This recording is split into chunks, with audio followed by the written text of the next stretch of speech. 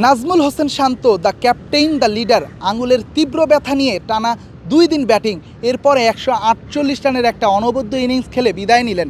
Nazmul Hossain শান্তের test ক্যারিয়ারে এই ইনিংসটা হয়তো আলাদাভাবেই তোলা থাকবে, আলাদাভাবেই নাম করা থাকবে। গলের ইন্টারন্যাশনাল ক্রিকেট স্টেডিয়ামে নাজমুল হোসেন শান্ত পাহাড় সম চাপ নিয়ে যে ইনিংসটা খেলেছেন, এটা হয়তো বাংলাদেশের টেস্ট ইতিহাসের অন্যতম সেরা ব্যক্তিগত ইনিংস।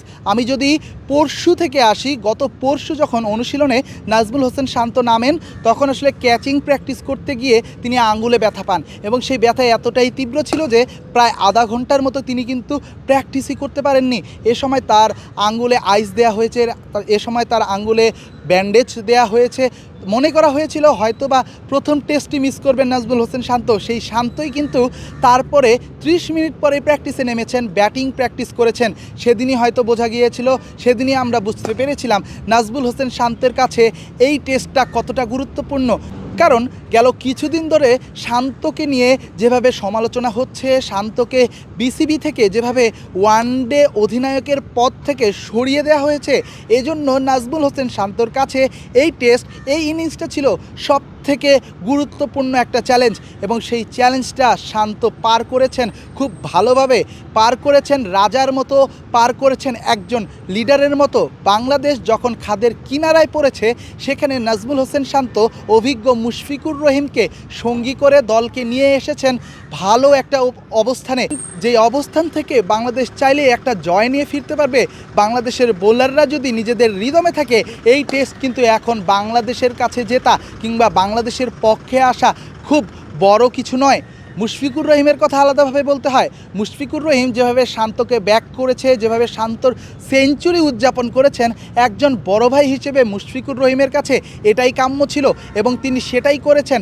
মুশফিকুর রহিম পঞ্চপাণ্ডবের একজন, বাংলাদেশের সব থেকে সিনিয়র ক্যাম্পেইনার, বর্তমান দলের সব থেকে অভিজ্ঞ ব্যাটার। সেই মুশফিকুর রহিম শান্তকে যেভাবে সঙ্গ দিয়েছেন, শান্তের সাথে যেভাবে পার্টনারশিপ গড়েছেন, শান্তকে যেভাবে মাঠে থেকে পথ দেখিয়েছেন, মুশফিকের আলাদা প্রশংসা করাই যেতে পারে, মুশফিককে আলাদা ক্রেডিট দেয়াই যেতে পারে। 2013 সালে এই মাঠে এই গলে মুশফিকুর রহিম খেলেছিলেন 200 রানের অনবদ্য ইনিংস।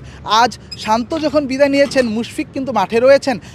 বলা যায় না, আমার এই ভিডিওর শেষে হয়তো মুশফিক আউটও হয়ে যেতে পারেন, কিংবা এই ভিডিও যখন আপনারা দেখছেন তখন হয়তো মুশফিক মাঠে নাও থাকতে পারে, কিন্তু এখন পর্যন্ত মুশফিক যেভাবে খেলছেন, 200 রানের আরেকটি ইনিংস হয়তো বাংলাদেশের ক্রিকেট ভক্তরা দেখতে পাবেন মুশফিকের কাছ থেকে। অন্যদিকে শান্তকে নিয়ে আজকে যদি একটু আলাদাভাবেই কথা বলি, আজ সকালে যখন আমরা মাঠে পৌঁছাই, শান্তকে দেখা গিয়েছে হাতে ব্যান্ডেজ নিতে। প্রায় আধা ঘন্টা শান্তর আঙুলে ব্যান্ডেজ করা হয়েছে এবং মাসাজ করা হয়েছে দু হাতে।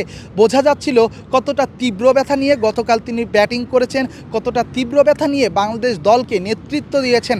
ক্যাপ্টেন তো এমনই হওয়া উচিত, ক্যাপ্টেনকে তো এভাবেই সামনে থেকে নেতৃত্ব দেওয়া উচিত। যতই ব্যথা থাক, যতই সমালোচনা থাক, ক্যাপ্টেনকে সামনে থেকে নেতৃত্ব দিতে হবে। নাজমুল হোসেন শান্ত যেন সেই কাজটাই করছেন। যদিও তিনি নিজের ইনিংসটা 150 রানের খেলতে পারেননি, 2 রানের আক্ষেপ হয়তো তার থাকবে, কিংবা 52 রানের আক্ষেপ হয়তো থাকবে। চাইলে এই ইনিংসকে 200 রানের করা যেত, কিন্তু নাজমুল হোসেন শান্ত আসলে ব্যথা নিয়ে খেলা একটা ক্রিকেটার, অনেক সময় মাইন্ড ডাইভার্ট হতে পারে। নাজমুল হোসেন শান্ত সেই ব্যথার কারণে আউট হয়েছেন, কিংবা সেই ব্যথার কারণে ঠিকমতো কনসেন্ট্রেট করতে পারছিলেন না। হতে পারে সেই ব্যথার কারণেই নাজমুল হোসেন শান্ত নিজের ইনিংসটা বড় করতে পারলেন না। তবে আরেকজন কিন্তু রয়েছেন, বাংলাদেশের সবচেয়ে অভিজ্ঞ ব্যাটার, বাংলাদেশের সবচেয়ে ফাইনেস্ট ব্যাটসম্যান মুশফিকুর রহিম এই মুহূর্তে মাঠে রয়েছেন। তার 200 দেখার জন্য বাংলাদেশের 18 কোটি মানুষ হয়তো অপেক্ষা করছে। মুশফিক হয়তো অবসান ঘটাবেন, সেই অপেক্ষায় আছি আমরা, বাংলাদেশ থেকে আসা গণমাধ্যমও। আন্তর্জাতিক ক্রিকেট স্টেডিয়াম থেকে রেদওয়ান শাওন, স্টার নিউজ।